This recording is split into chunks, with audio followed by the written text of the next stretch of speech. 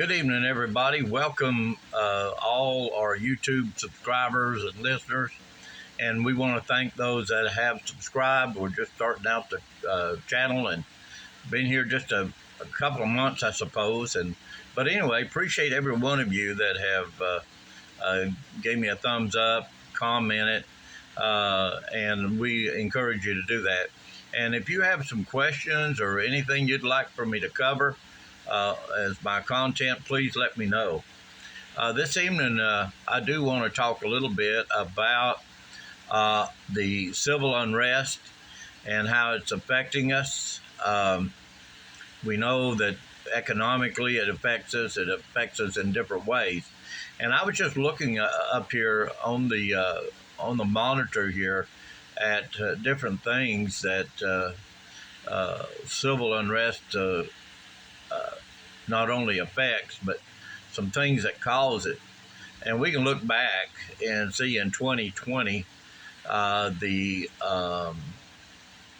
election debacle.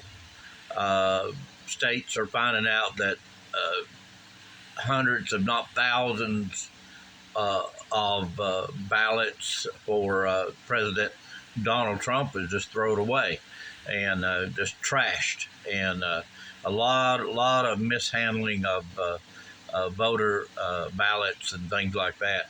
So, but the COVID-19 thing, that was the other thing. It hit us a hard lick economically here, not only in the United States, but around the globe. This was a global assault on our livelihoods. It was intentional. It was known near a decade before. They had planned this out and knew that they could do harm to us. And as we know, the current acting president, and when I say acting, I put emphasis on the word acting, he's just a puppet. We know that Hussein Obama is behind the curtain doing exactly what he said he wanted to do.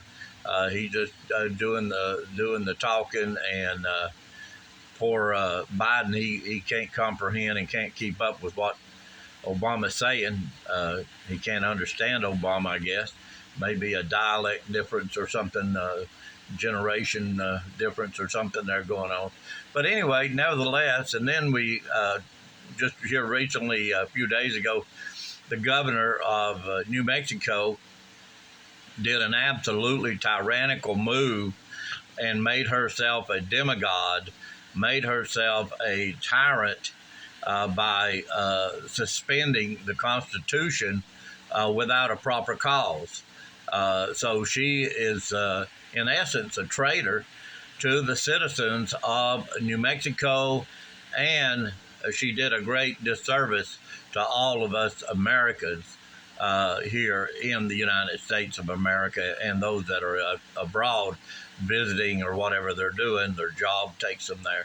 But to think that a governor would do that. But thankfully, a sheriff there in the state of one of the counties there in New Mexico, he made at a press conference, and he corrected the issue and made it clear that he was going to stand by his oath and by the Constitution, and he wanted to safeguard his people, his citizens of his county. A very outstanding job by this sheriff, and we do want to applaud him. But economic damage from a civil unrest, it's well documented that it can, the damage that civil unrest can do can take decades to recover. It's kind of like the thing during the Civil War when Sherman marched on the South, destroyed cities, men, women, children, animals. He just went through and just totally annihilated it. It took a decade to get things built back, and it's not easy. And it's no more easier today with the price of everything and all that. And, we've come to a point now where we would be so insane to put any confidence in our federal government at this time. Washington, D.C., I hope they continue to build their fence up there, and I hope they build it high, and because I'd like to just see that place just be locked up among itself, because it is a cancerous thing. The politics have become so nasty and so evil that they would persecute a competitor or an opponent. It's just unthinkable. And anyway, I know that they're not going to go away on their own. They will have to have some assistance, and I'm sure that's a shortcoming, and they know it. That's the reason they have armed the IRS, have armed organizations and agencies that shouldn't ever be armed against the citizenry. But if that's their path, yeah, we'll deal with whatever path they want to go down. We will meet it with opposing resistance and resilience, just like our forefathers did.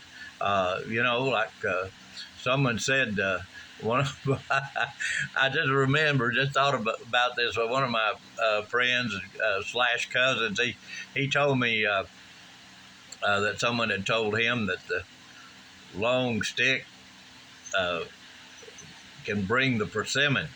It fetches the persimmon. So anyway, that's just an old country term that this guy used. He was an old timer.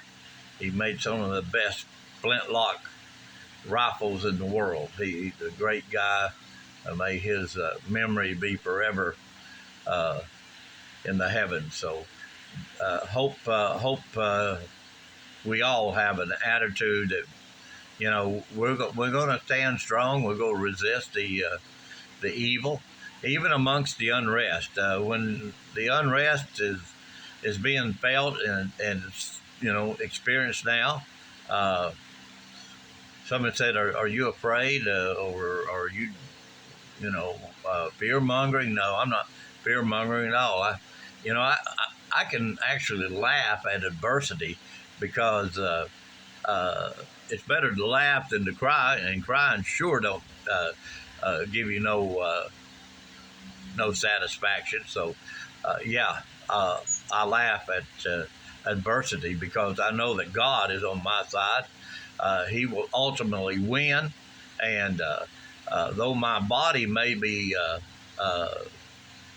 returned back to the dirt from where it came, my soul is eternal, and I rest assured that all is well with my soul, and I do hope you feel the same way. If not, try to get closer to your Creator and know that He is God. He is the rock of your salvation. He is awesome. He was the rock of David. He was the rock of Moses, the rock of Abraham, Yitzhak, and Yaakov. So He's God. He is the rock. He'll never move. He'll never change. He's always the same. And He is a God of righteousness. And so let's follow that. But again, going back to the social unrest and things like that, inflation and war, they stoke the fires of civil unrest. People get hungry. They're going to do things that they normally wouldn't do. And they will climb big, high fences. There is no fence high enough when a father or a mother is seeing their children hungry. They'll scale the wall. So build the wall as high as you like, okay? Just build it high, because you'll need it high. But nevertheless, parents are going to get ferocious as a bear, ferocious as a lion, and they're going to change and turn things around.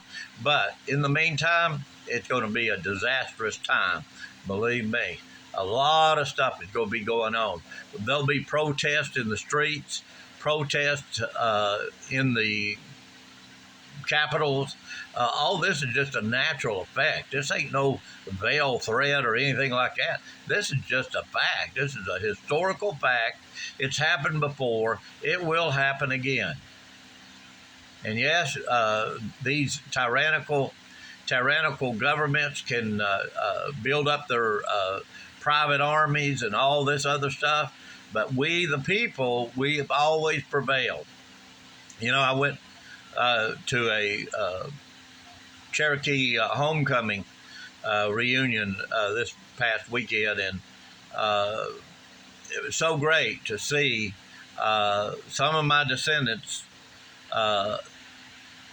still there, still existing, never got totally genocide, even though the United States corporation wanted their gold, their timber resources, wanted all their resources and forced them to march out of the hills of Tennessee, Kentucky, Virginia, and Georgia, North Carolina, South Carolina, Virginia, West Virginia, and Pennsylvania, and all that, and moved them, forced them to go to Oklahoma. Well, thank goodness some remained, some stayed, some resisted and stayed. And they are the lifeline to their brothers and sisters in Oklahoma, and to even to us today that are descendants of the Cherokee Nation and other nations. We are a melting pot of people that have survived the Revolutionary War, the Civil War, the Spanish War, the different wars and different theaters around the world. We're here today, and we pray that our grandchildren and our great-great-grandchildren will remember that we stood firm and that we loved them enough to tell them the truth and to stand for what's right. And today, as we continue on in our daily lives, may we remember the past so that we don't repeat this terrible thing. They would like to get us into these 15-minute cities, which are actually just compounds and reservations to put us on. They'd change our language if it would help them. They'd force our children not to speak, beat our children not to speak, just to indoctrinate us to learn their ways and their perverted lifestyles. So, but anyway, may we remember the past and do what's right. But the economic dangers, again, about the civil unrest, it's going to be bad. People, we see now, stores are closing their doors because of the theft. California is making it law, basically, that if you don't steal over $1,000 worth, just let them go, not go even process it. You know, that's so anti-God, anti-Scripture. So we're moving away in places, moving away from the very foundation, the foundational fabric of our nation. Many businesses had already been pushed to the edge of solvency by months of lockdown related to the coronavirus, like I was saying earlier, and the slow and careful reopenings envisioned by many states and local leaders were not designed to allow commerce to rebound to pre-pandemic levels immediately. So it was a failure on all the political side, the leadership in so many different areas. And of course, we had the death of Floyd, who was handcuffed by police, and he died in police custody, and that caused the outbreak. And So there's been so much different things happening, uh, and now people are randomly, uh, falsely getting on YouTube and TikTok and all the other platforms and saying they were attacked. They were attacked when they really wasn't attacked, and they're just causing a lot of racial divide. And there was a football game. I don't remember whether it was Kansas City Chiefs or what, but anyway, there was a football game, and right before the national anthem, uh, uh, the planners decided that they would have some young black uh, students come on and sing in a choir type setting the black national anthem. I'm not really familiar with that, but as far as the words or what it says, but just the idea of that being sang right before the American anthem makes us feel like, are they trying to say we have two different nations here? Aren't we to be united as one? So who's behind these decisions to do these things and to cause a rift, a racial divide? And you know, because people booed at that game, and because they celebrated the American national anthem, people came online and immediately began to say that the fans of this football team were racist.